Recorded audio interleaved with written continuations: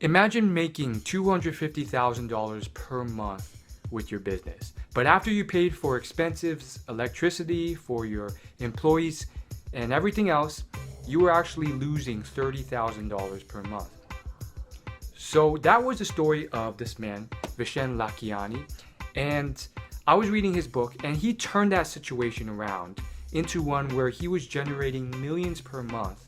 And on top of that, he was able to travel the world, visit some incredible beaches, and really have fun and enjoy his job and not get stressed out over everything. So how was he able to do this? I think this was the biggest lesson in terms of wealth and happiness that I learned from this book, The Code of the Extraordinary Mind. And that lesson is that you need to hack your life so that you are happy right now. Even if you haven't hit your goals, even if your life kind of sucks, make it so that you're happy now, because so many people postpone happiness. And by doing that, that happiness will achieve success and achieve those goals that you wanted. It's kind of counterintuitive. And this isn't the first time I heard this concept. I heard it from T. Harv Eker's book, The Millionaire Mind. I've heard it from numerous sources like the hip-hop mogul Russell Simmons. He wrote a bunch of books, Super Rich and Success Through Stillness, both which are recommended reads. And I heard about this, but I just pushed it off. And the reason I pushed it off, like I tried it and I attempted it, but it was very difficult because if you're struggling and your goals are not achieved yet and you can't even pay for food, you're struggling and you can't even pay for a nice shirt because it costs too much, and everything about your life's a mess, and pretty much everything you want is not where you want it to be.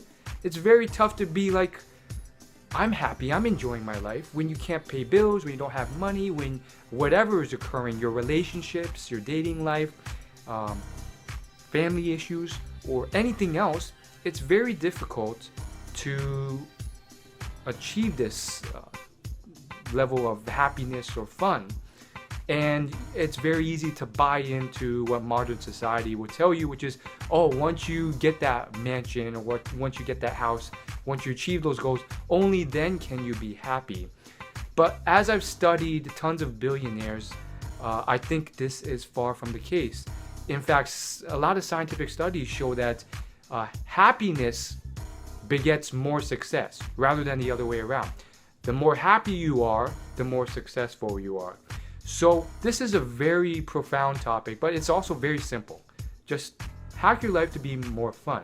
But it's not simple, because how do you do that? How do you do that when your life sucks? Well, the first thing is to realize that a lot of those goals will not bring you happiness. Studies have shown that superficial materialistic things do not actually make you much happier once you hit a comfortable standard of living. It's about slightly above average median income, first world country income. So that's about $80,000 annually right now, inflation adjusted, which is not millions of dollars. But once you hit that state, what you find is that the correlation between how much money you make and how much happier you are is like very small. You still get more bang for your buck. There's still a positive trend, but it's less and less. So all those, $1 million cars and Bugattis and mansions, or, whatever else, a trophy wife, those things have a smaller impact than you think. And there's this concept called hedonic adaptation, which pretty much means you get used to it and it doesn't make you much happier. In fact, there's a lot of studies that show this, and your life and any middle income family's life is perfect proof. In terms of transportation, entertainment, almost anything, cost of living, health, how long you live, the access to the food, the resources you have, etc., etc., they're much better than the richest billionaires could get access to 50 to 100 years ago. And yet, are you as happy as the richest billionaire was? Probably not. So there's a certain level of adjusting. So what does make you happy? Now that's for another video, and there's books written about it. I've done videos on it, but there's small hacks you can do that actually bring more happiness. such as savoring the moment, gratitude every once a week. Just do a gratitude exercise. No more than once a week, because then it starts losing its effectiveness, but once a week. Volunteering and doing good to people less fortunate than you, that brings happiness. That's long term.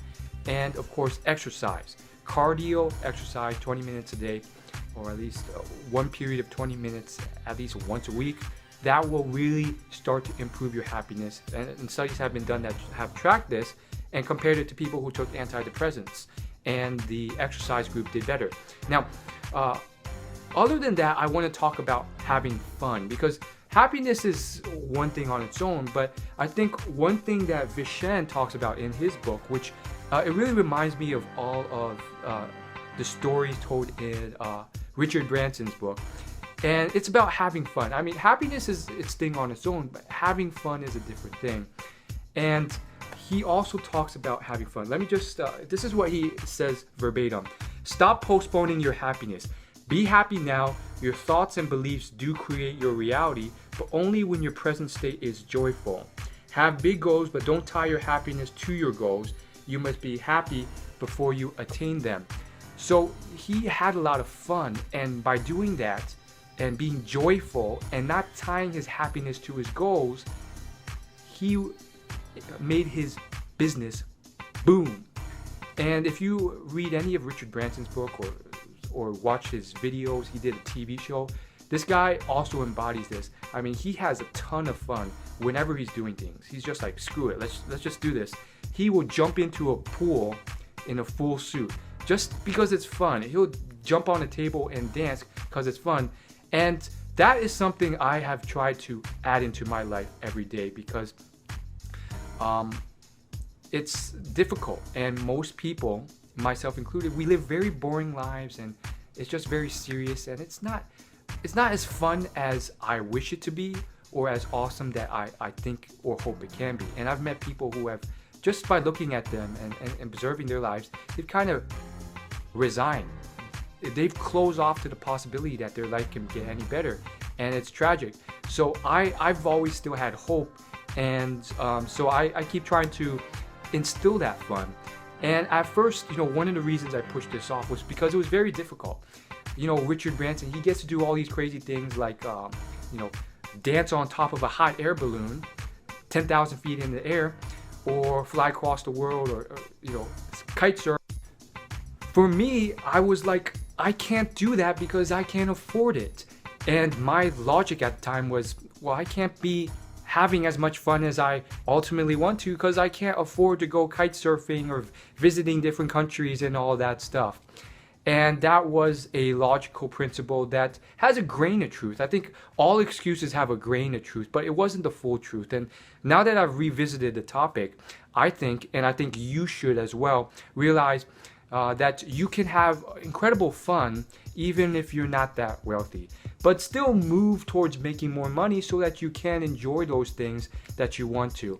And I think Richard Branson would say something just like that. He would say, fun is to be had no matter how poor you are, or something like that, because he was poor at one point too. In fact, he's like 60 or 70 years old right now, and it took him decades to get there. And most people forget, and you see this in his books, he spent